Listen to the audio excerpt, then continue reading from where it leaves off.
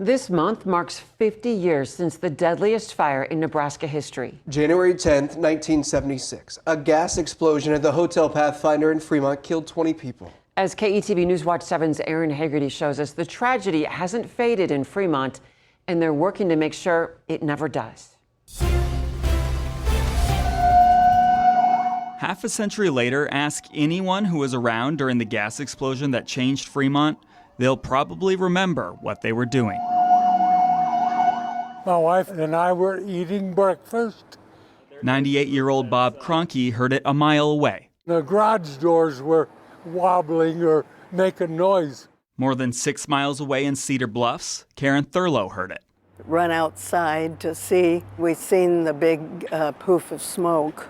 Some who were close say they didn't hear it. First thing we heard was a lady screaming up front. Butch McDuffie was across the street. The time right after you saw Vietnam on TV every day.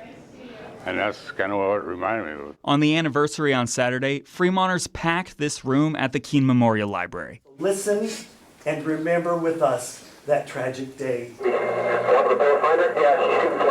Today, a bank sits downtown where the 6th-floor Hotel Pathfinder once stood at 6th and Broad. Locals would visit the restaurant and the barber shop. A senator, presumed to soon declare a run for president, John F. Kennedy, shook hands here. Some units were apartments. This furniture in one of the rooms survived. It's now at the main museum. 18 died that day, and 2 more in the weeks that followed. 41 were injured, 14 were hospitalized. The Pathfinder and 7 nearby buildings would eventually be demolished. We don't know what sparked it. Rick Strong, then 23, worked for the gas company. They were investigating what was going on and what they needed to do, and they had decided to evacuate, and that's what they were in the process of doing when the explosion happened. It was 9:32 on a Saturday morning, hours after the first report of a smell of gas. Nowadays it'd be evacuate.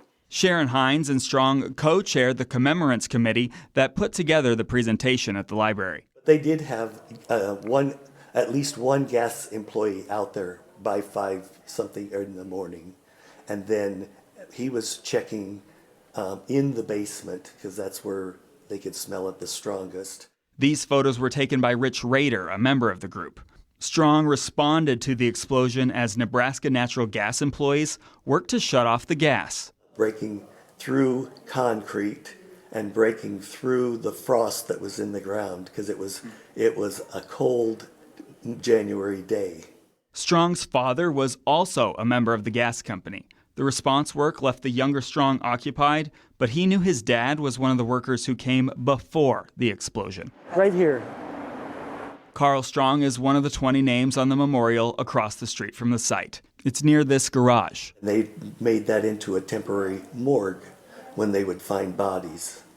So I had to identify my father. Carl was 43. We missed him for a lot of the things that happened in our lives. Saturday, Dan Holtz memorialized the tragedy with a song he composed, A Minute After Normal. If you could hear anything. The group's work to preserve the memory of the Hotel Pathfinder and the tragedy isn't over. Its work started by Sherry Beam Calloway, who passed away in September. The group is asking the community if they might have any artifacts from the hotel. In July, they plan to display what they have. This community, when we've had something disastrous happen to it, the community has always come together and helped each other out. In Fremont, we want the next generation to know about that history. Aaron Hagerty, KETV Newswatch 7.